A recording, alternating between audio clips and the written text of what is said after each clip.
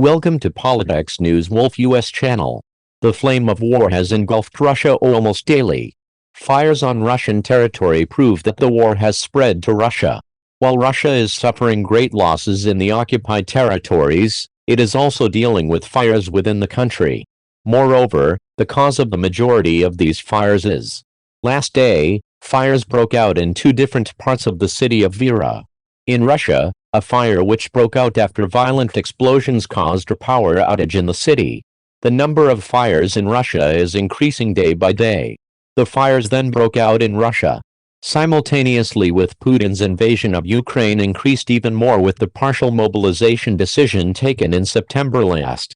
As the Ukrainian army's attacks and Putin's losses mount, the number of fires in Russian territory continues to increase. Although the exact cause of the fires is not known, many interpretations are voiced by war analysts. We have prepared a detailed report on the fires seen in Russia in recent weeks, including the fire that occurred in Belgrade the other. We look forward to your support for our work so that we can continue with our impartial and accurate journalism approach. You can click the super thanks button below the video to support our channel and our teammates. Let's start if you're ready. In Ard, Russia, explosions occurred in two separate areas. According to the images shared, a huge fire broke out after the explosions that occurred in the evening. In the images, huge clouds of smoke covering the sky can be seen clearly in the fire that broke out after the explosion. A thermal power plant in the city also called fire. A burning of the power plant caused a power outage across the city. While the people of Berar were questioning the cause of the explosions, fires, and power outages, Russian propagandists made statements.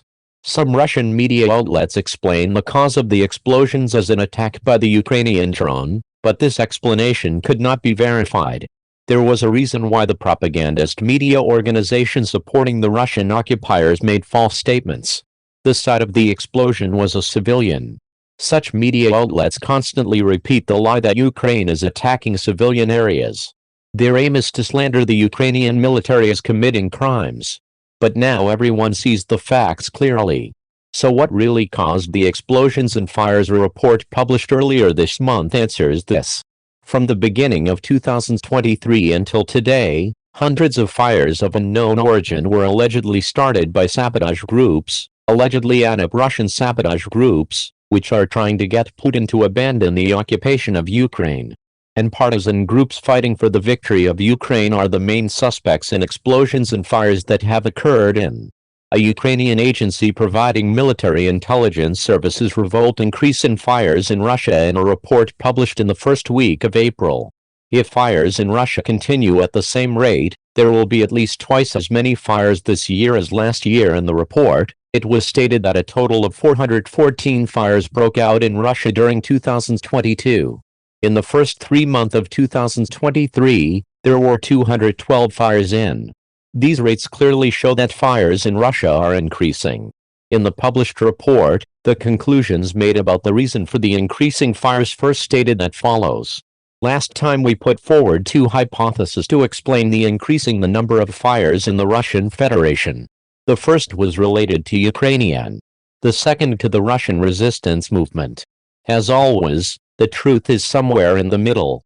Another important aspect of the fires in Russia is that the fires are more often in areas belonging to the Russian military or in factories working for the military. Military recruitment centers, military personnel, training centers, military vehicle repair stations, equipment and ammunition, production factories, buildings belonging to security forces, military bases, and ammunition. Depots are the main areas where fires occur. Increasing number of fires in these areas strengthens the claim that the fires were set by anti-occupation, Russian volunteers or Ukrainian sabotage groups. While the Russian occupiers do not publish any news about the fires, they occur at military points in Russia. They report on all fires that occur in civilian areas due to electrical leakage, short circuits, and problems with electrical components. Moreover, they associate these fires with the Ukrainian army, but fossil state. Having failed to make gains on the front line, Russia is trying to achieve success through slander campaigns organized through its media channels. The situation of Russian leader Vladimir Putin is truly pathetic. The fact that most of the fires are not reported means that Russia is hiding its losses. Russian army has lost around 200,000. Since the beginning of the war, it has also lost thousands of tanks, military vehicles, drones, and hundreds of fighter jets, helicopters, and cruise missiles.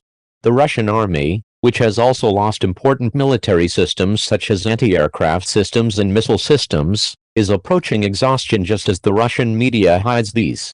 It also hides the fires in Russia because every negative development reveals the failure of Russian leader Putin and his army. While Russia is unable to cope with the ever-increasing losses and fires, the Ukrainian army is preparing for a new spring offensive. The Ukrainian army's preparations have been on the agenda for the last month. Former Russian President Dmitry Medvedev made it clear on March 24 that the key forces were preparing for an offensive and everyone knows about it. In a statement to the Russian media, Medvedev stated that they're preparing for the attacks of the Ukrainian army. Our general staff is calculating this and preparing its own solutions. Ukrainian officials have also made statements about the attacks that are expected to take place in the next month or two. Alexeyev, chairman of Ukraine's National Security and Defense Council, recently told the media, "It's only a matter of time. This time comes with a very high price for us, but the spring offensive, the Ukrainian army aims to expel all the Russian invaders from the occupied territories of Ukraine. The next stage of this plan is undoubtedly to retake Crimea, which was occupied in 2014 from the Russian." Ukrainian leaders, Zelensky has repeatedly stated that the war will end with the liberation of Crimea from the Russian occupiers. Therefore, every step Ukraine takes means moving closer to Crimea. The Ukrainian army has made serious preparations for the supreme offensive. Ukrainian Prime Minister Denis Shal said that this offensive will help Ukraine regain control over the occupied territory. Together with our partners and especially with the United States, we are very concentrated on the preparation of our counter-offensive. Prime Minister Shal said, once again, demonstrating the importance that the administration of Ukraine army and partners attached to the offensive. What do you think about the spring offensive that the Ukrainian army is preparing for? Will there be more explosions and fires in Russia with unknown causes?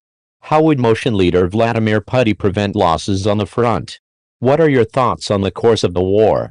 We are curious about your views. Thank you for watching the video. If you find it useful, please comment and share the video for us. It will make our channel more known. See you in the following videos. Thank you very much. Following videos.